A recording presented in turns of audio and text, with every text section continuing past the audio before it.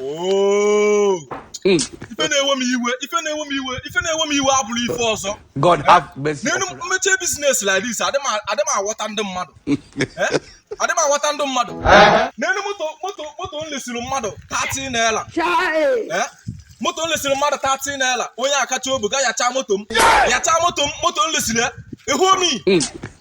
Onye ozi omenala Igbo. Onye a bụrụ moto nlesiri wee ga yacha di moto. Na chite azụ buchitere m moto mazụ.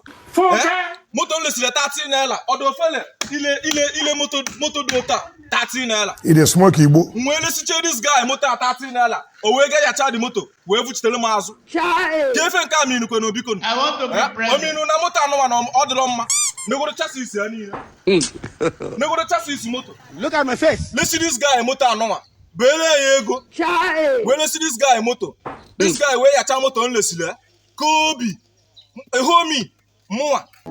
Lesi mmadụ moto ha ote a 30 naira. Onye a wee kacha obu wee yacha moto m wee fuchitere m azụ. Sorry. Efukwa taya. Biko na achọrọ m ka unu complete na comment section. Jụọrọ m this guy. Ife mmeli ya. O ji buchitere m malaria anọnwa biko. Apostle we hear this. Maka na ama m ife m ga-akpọ ya akpọ. Look at my face. Ilesiri mmadụ moto onye ahụ ya 1 year. 30 naira moto. Mercedes Benz. You get it? Onye a wee yacha moto m wee buchitere m azụ.